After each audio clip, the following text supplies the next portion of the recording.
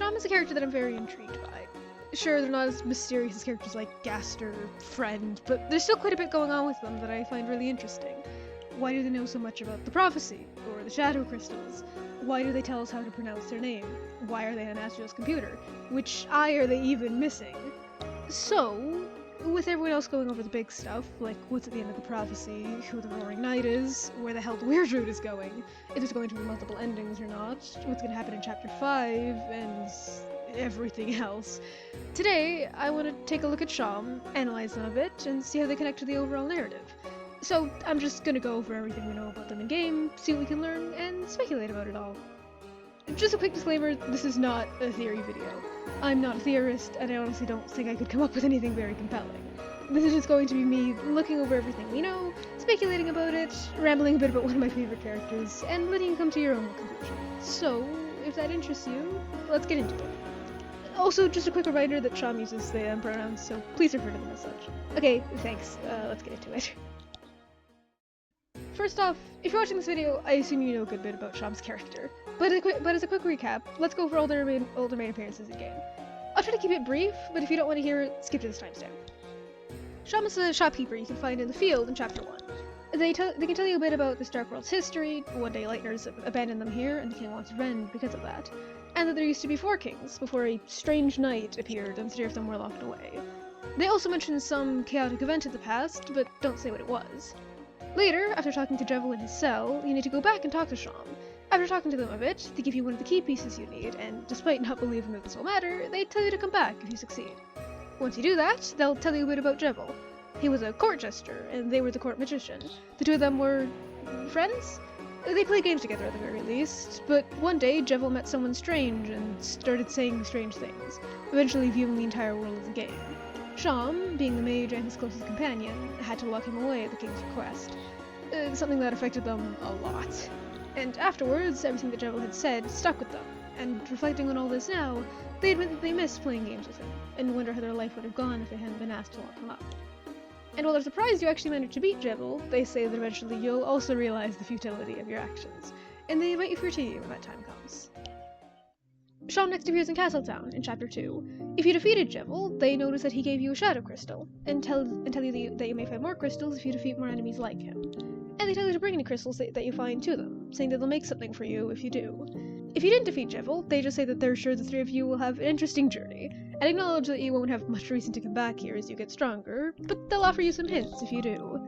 If you return to them with Speptin Neo's shadow crystal, after Chris seemingly mentions that Speptin found it in the Neo body, they wonder if the Neo body was important to a certain Lightner, and they take the shadow crystal off you.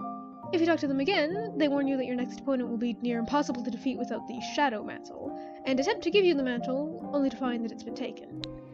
If you didn't defeat Speptin Neo, they seem a little disappointed when you return empty-handed, but they understand. They also note that they're surprised to see Queen return, and tell you should head home before the sun goes down.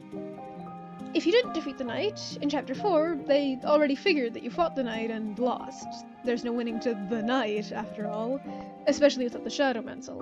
But this was never going to lead anywhere, was it? They say that it was fun to pretend that it would, though, and they thank you. If you talk to them again, they mention that the Addisons wanted to buy their store, so they made a bet with them, and the Addisons lost again and again and again, until they lost almost everything they had.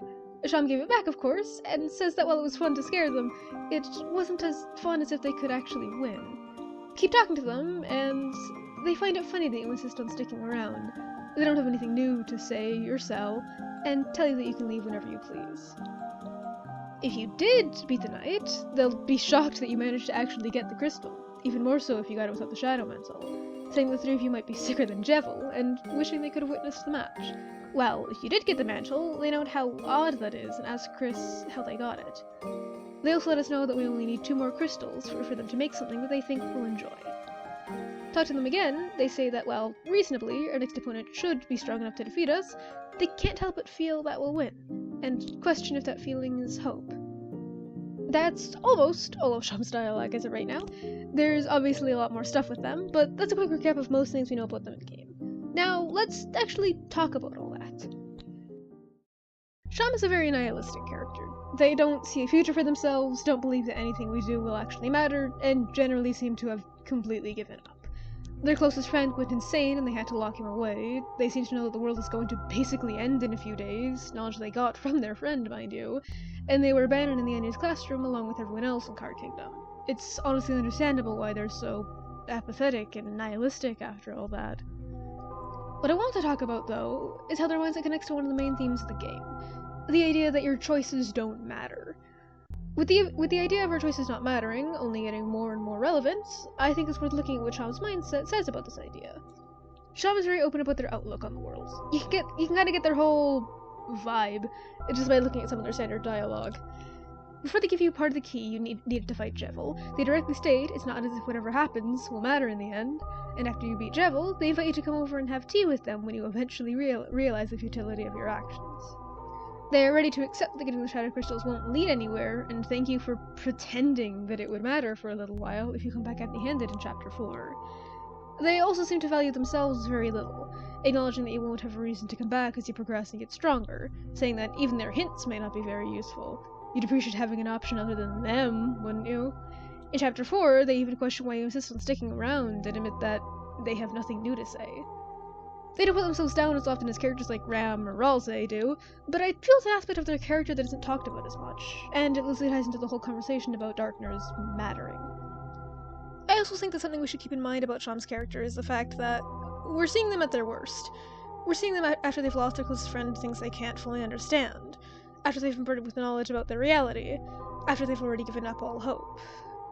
I honestly doubt that Sham is just naturally a nihilistic person, but everyone has a breaking point, and it seems they reached theirs a long time ago.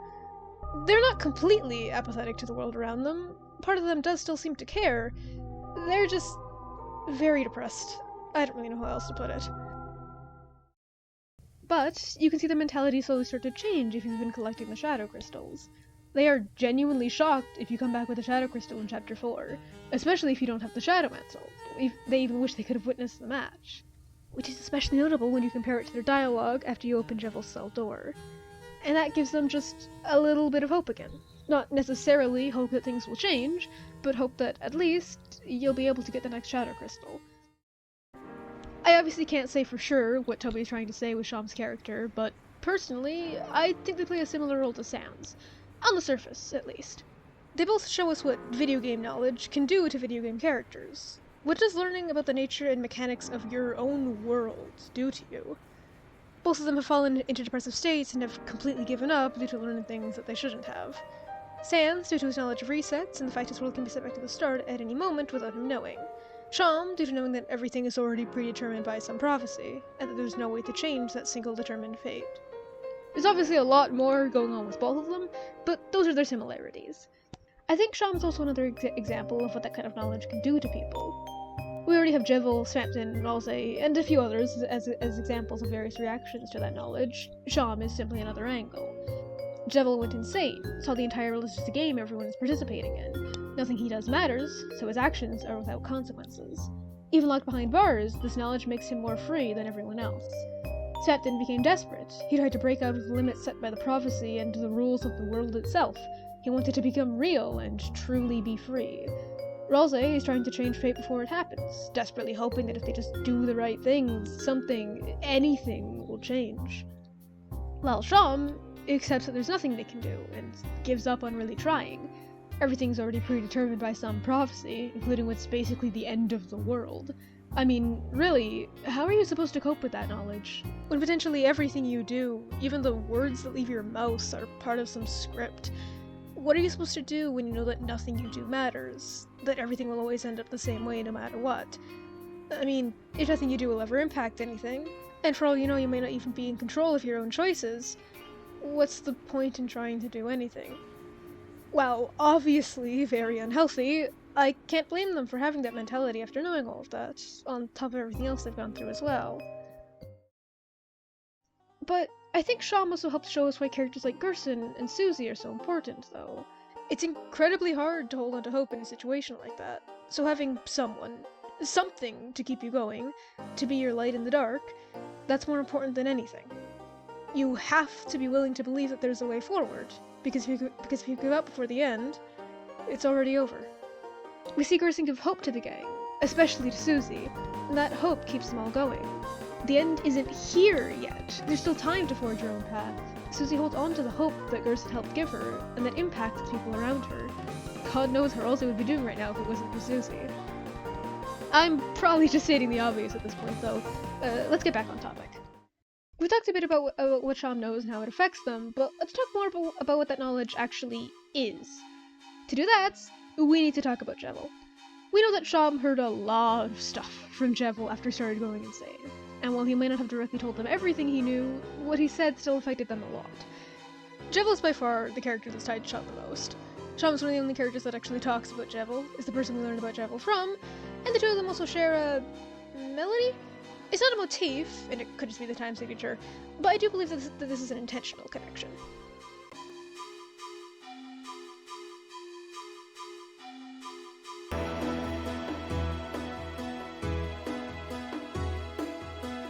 Sham and Jevil were friends? Sham does question if they could really consider Jevil a friend, but we know the two of them were pretty close, and that the two used to play games together, being the only two that could actually match each other, something that Sham misses a lot. We know that Sham having to lock Jevil away took a massive toll on them, and everything that Jevil said before he was locked away stuck with them, and impacted them a lot, something both King and Sham themselves mentioned directly. Jevil, one way or another, is aware that he's in a game. So whether he simply views the world as a game, or if he's literally aware that he's in a video game, is unclear, but he also knows a lot about the prophecy, or just future events in general. Okay, quick side tangent, let's get the timeline straight before we get into Jevil's future knowledge. It's pretty straightforward, but I've seen some people get confused, so I'm going to clarify real quick. Jevil and Sham worked together as the court mage and jester, respectively. One day, Jevil met a strange someone, who seemingly told him a lot of things that he really shouldn't know. After that, he started saying a bunch of strange things, seemingly things about future events and the nature of their world. Eventually, he saw the whole world as a game, and had to be locked up by Sham. Some unknown amount of time later, the knight shows up, creates the fountain, and Spade King rises to power. We good? You understand that? Hopefully the visuals I added to get the point across. Jevil mentions Queen and alludes to the roaring if you defeat him violently, and always mentions the knight no matter how you defeat him. King mentions in Chapter 4 that Jevil told him about the knight, the Dark Fountain, and his eventual rise to power. So I think we can safely assume that King knowing that we meet Queen and the knight soon is also stuff he learned from Jevil, even if he's late to mentioning it. Sham also knew about the knight, giving us a vague warning about them in Chapter 2, and attempting to give us the Shadow Mantle. When we come back in Chapter 4, they already knew that we fought the knight, despite Chris seemingly not having the chance to say anything yet. Though, notably, Sham didn't know about Queen returning soon, as they're surprised to see her at the end of Chapter 2. Sham also directly quotes Gaster when talking about the things Jevil said and how it affected them. This is one of the clearest connections to Gaster that we have in Deltarune outside of the voice and maybe, the man. I don't think Sham is actually, aware of Gaster, but this does directly connect him to Jevil, and heavily implies that he was probably the strange someone, or at least that the strange someone has ties to Gaster in some way. Really, no other dialogue directly quotes Gaster like this. There are plenty of indirect quotes connected to Gaster, but this is the only direct quote from Entry 17. I can't overstate how significant this line is. Sham also seems to know who's going to have the next Shadow Crystal, saying they have a feeling we'll find more crystals if we continue to defeat strong opponents. Them saying that salesman, when Chris mentioned Spamton, could mean they were expecting him to have the crystal, or could imply that they're already familiar with him. They knew that our next opponent would be near impossible to beat without the Shadow Mantle, and they gave us a big warning about Gerson in Chapter 4. How much they know about the Shadow Crystals and why they know so much, we can't say for sure. But I don't think we should just chalk it up to prophecy knowledge, due to Sham being the only thing that hints towards the crystals and the bosses themselves. Their warning about Gerson strikes me as a little odd, though, since Gerson is the only secret boss that can't actually defeat you. Sure, you can lose to him, but you can keep trying until you win, unlike the previous three, where you only have the ability to try again due to being the player, someone that can just try again after dying. Maybe Sham thought Gerson was going to use his Shadow Crystal, and that him using it would make it much harder for us to defeat him. Or maybe him not using it is why they had a feeling we win. Who knows? It's all just speculation. Maybe when we give Sham Gerson's Shadow Crystal in Chapter 5, they'll shed some light on it. There's also the fact that Sham tells you how to pronounce their name, despite the fact that what they're actually saying would sound like the name's Sham, pronounced Sham. Wouldn't it make more sense for them to say their name is spelt like seam? But that dialogue isn't for Chris and the gang, is it? The dialogue only makes sense if Sham knows that what they're saying is being read. Same with their shop joke afterwards. It only makes sense if it's being read instead of heard. All of that implies Sham has at least some awareness of the player, or at least awareness of text boxes, or that what they're saying is being read by someone. But then, what about Rules? He also tells us how to pronounce his name in Chapter 2. Does that mean that he's aware of the player? No. I'm gonna be real, Rules isn't aware of the player. I just don't see him being the kind of character with that kind of meta-awareness, given that all the other people that do have confirmed awareness of the player are treated very differently. That being said, I don't think this dialogue means nothing. Personally, I think it's more likely that video game stuff, like menus and text boxes, are just something Darkners are loosely aware of, even if they don't fully understand it. One of Lancer's signs mentions pressing C to open the menu. One of the puzzle guys mentions the TP bar. Swatch and Jigsaw Joe refer to Chris as separate from the boss they talk to. KK acknowledges that the text box is blocking his face. That doesn't mean any of them have complete knowledge about the player or the fact that the world is being viewed through the lens of a game. Just like how in Undertale, battles being turn-based and bullet patterns were just a part of the world, and not just a video game thing. Though, of course, since Sham knows more about this kind of stuff thanks to Jevil, it is very possible they are actually aware of the player, or of the player's view of this world, or whatever. Who knows? Though, on the topic of video game stuff, something I don't see many people bring up is Sham's knowledge of shadow crystals saving between files. If you defeat a secret boss on one save file, in a later chapter you can get their shadow crystal on another file in Castletown, and Sham knows this, to an extent. If you bring them the shadow crystal without having brought them Jevils, they question if you're sure you didn't defeat him. Maybe you just haven't remembered it yet. And they say that if you ever defeated that enemy in the past, then perhaps the crystal might turn up somewhere close. Which is really weird, right? If you bring them Jevil's shadow crystal, they'll notice that you found it, and assume that you must have defeated him. But they have part of the key you need to even get to Jevil. They would know if you fought Jevil or not, and they know that. So why do they not question it when you come back with Jevil's shadow crystal? And while they don't seem to be aware of save files directly, they're the only character that actually references the idea of multiple save slots. Rossi does acknowledge that we can play the game multiple times, via him commenting on us already knowing puzzle solutions, but he doesn't acknowledge the save slots themselves. I mean, I get that they needed a way to communicate the stuff to the player, but it's really interesting to me that Sham acknowledges this at all, even if it's a bit indirect. Is this just for the sake of the player? Is Sham actually aware of shadow crystals transferring between files? Is this just like a diegetic retcon or something? Sham does seem to genuinely think you've beaten Jevil after you get his crystal via this method. I find it all very interesting. But, on that note, let's talk about the shadow crystals for a sec. I've spent a lot of time thinking about these things, and I could talk about them forever. But let's recap what we know about them. More specifically, what Sham can tell us about them.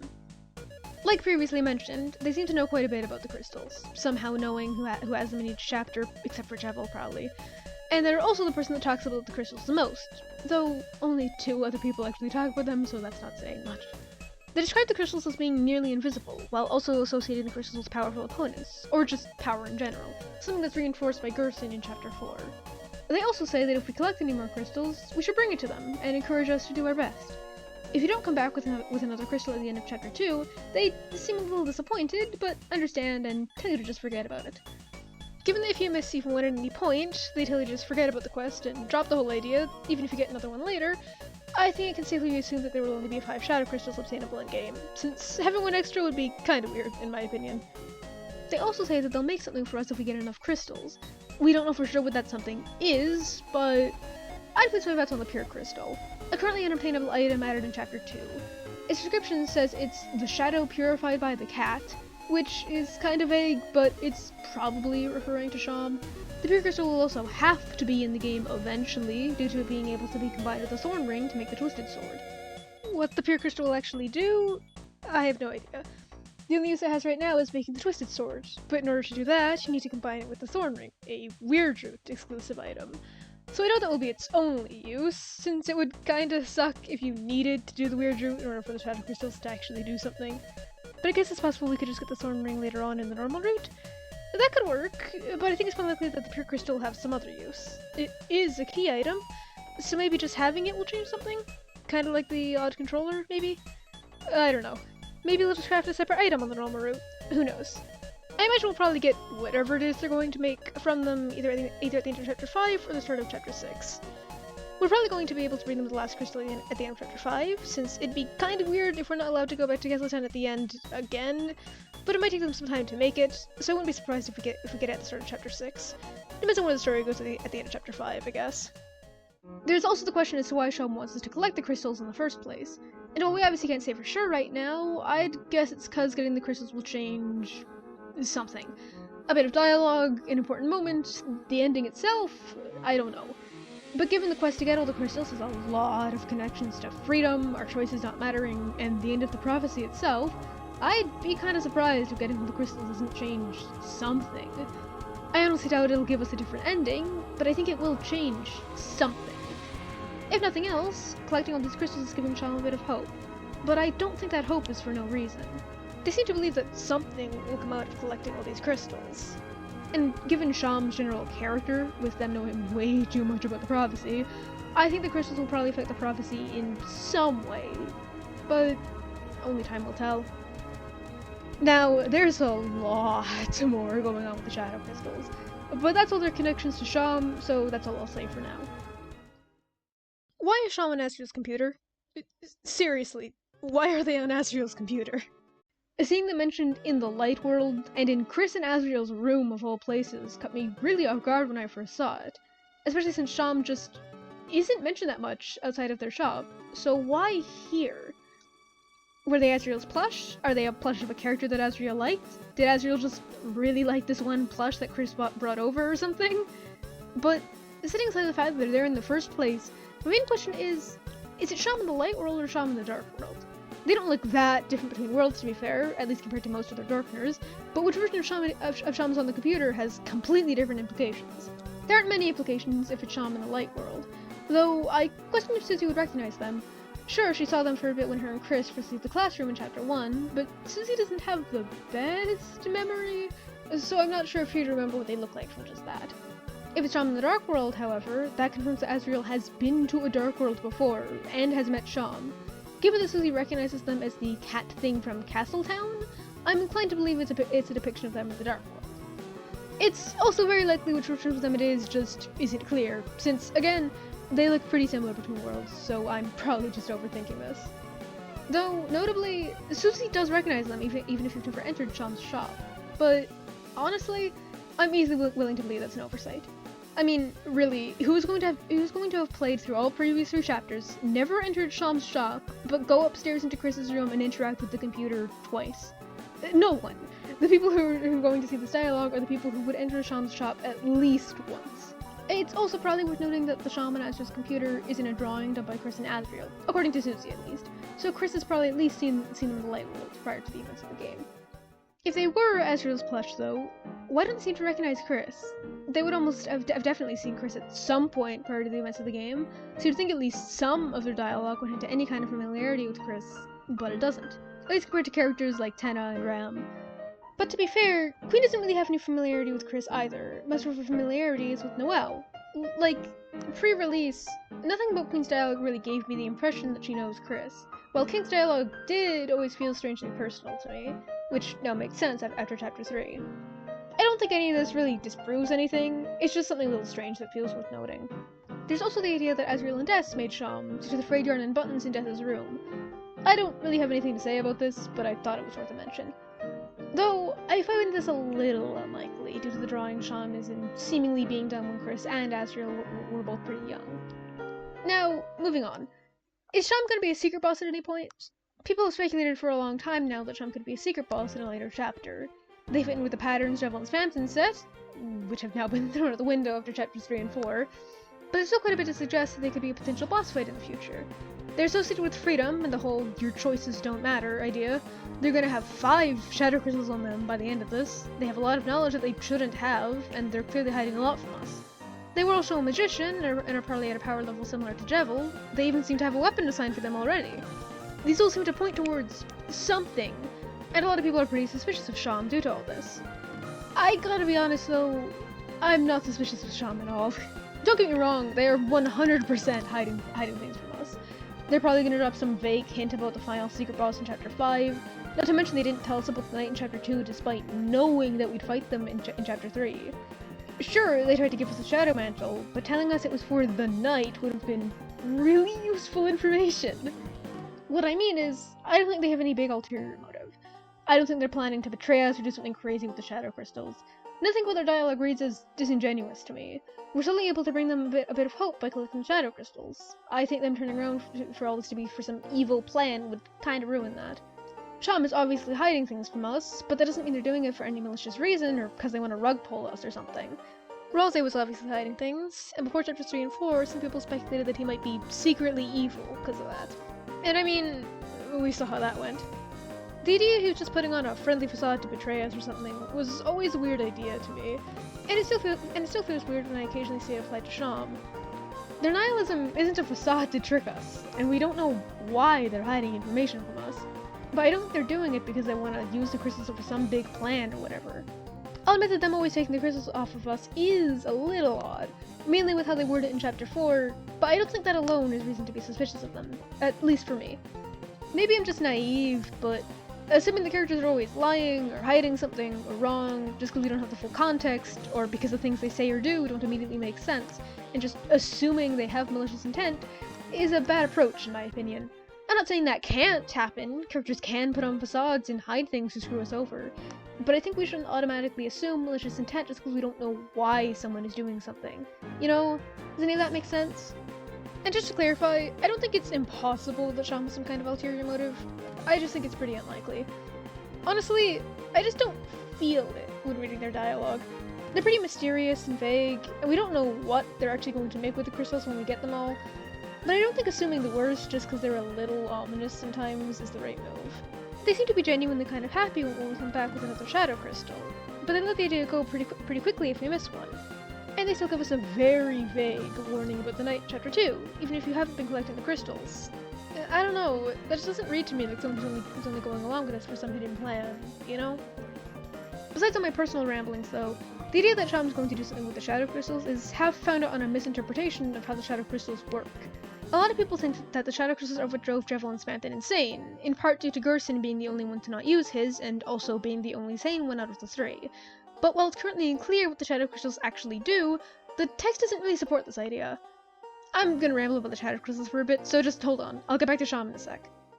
Quick note, contrary to what I've seen some people believe, seeing the light world isn't what drove Jevil and Spamton insane. Darkners are well aware of the light world, what goes on in it, and what it looks like. Ten even shows a picture of the TV in the light world before board 2 while calling himself an electric box attached to the wall. But anyway. It specified what drove Jevil insane was an encounter with a strange someone. Granted, the someone could have just given him a shadow crystal, but given that Sham seemingly didn't know he had a crystal, I find this kinda unlikely. It's also impossible for the crystals to have driven Jevil insane if the Knight is the one giving people shadow crystals, due to the Knight appearing long after Jevil was locked away. Standard is a similar case. He found the crystal in the Neo body. When is up for debate, however. If he got it around the time he got evicted, it is possible for the crystal to have driven him insane. But that conflicts with the idea that the crystals are a source of power, which, granted, is a theory, but the crystals are associated with power in some way. But if he found it when Chris uploaded him into the Neo body, then, again, it couldn't have driven him insane due to him already being like that when we first meet him. Sham also just seems to be mentally stable when we first meet them, and sure, that isn't saying much, but them holding onto these crystals isn't driving them crazy or anything. We got on that? Hopefully that all made sense. With all of that being said, that doesn't mean that Sham can't be a secret boss or anything. I just don't think they're gonna betray us or go crazy or anything. They are hiding things from us, but they also seem pretty genuine, so until the game gives me an actual reason to be suspicious of them, I'm choosing to trust them. But I could see them being more in line with Gerson as a secret boss, someone trying to give you a challenge, or maybe they want you to challenge them. That could easily work as a battle motive for them. That could easily slot in before they give us the Pure Crystal or whatever they're gonna give us. Like one final challenge before we get a reward. They're slowly regaining their hope, so them feeling like it's worth it to challenge us would work really well for their character arc. Though, even with that in mind, I doubt that they're gonna get a boss fight due to Toby only making a full design for them last year. I feel if they were a boss in chapter 5 or 6, their full design would have been made earlier. That doesn't mean it's impossible, they're only just starting development in chapter 6, so it's possible a fight with them could still happen there. I think it's pretty unlikely though. But I'd be happy to be proven wrong. A boss fight would give us so much more dialogue, lore, and general content with them, plus some sick music, so I won't at all be complaining if I'm wrong about this. I'm just trying to measure my expectations. But whether they get a boss fight or not, regardless of what happens with the Shadow Crystals, I just hope we can visit them at the end of all this to take them up on their offer. So, those are my thoughts on everything we know about Chom right now. I really like them. They're one of my favorite characters in the game, and I'm excited to see what goes on with them in future chapters, especially with everything with them in Chapter 4 hitting a lot harder for me than I thought it would. If you got this far, thank you so much. I've never really done this kind of thing before, so I don't know if it's any good, but I don't see many people actually talking about Chom that much. So I just wanted to get my thoughts out and make the kind of video about them that I'd want to see, and cover some stuff I don't see that many people mention, and generally just kind of talk about them a bit, because I think they're a really cool character. I definitely could have gone more into actually analyzing their character, like who they are as a person and their design and stuff, but I'm not very good at actually analyzing characters or wording things well, and I wanted to keep this video mostly informative and not get too subjective with how I present their character, though I definitely got pretty subjective at the end.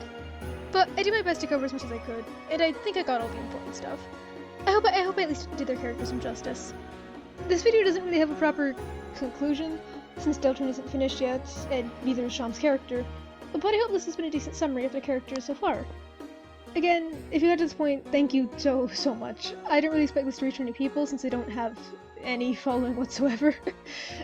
And this video is about a background character in a game that already has thousands of essays and discussion videos made by much more competent people, and I don't know how enjoyable or good this even is, but I hope you enjoyed it.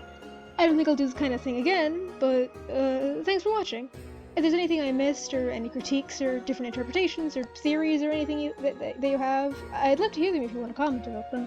Just, please be nice. Thanks. Have a good rest of your day, or have a good night.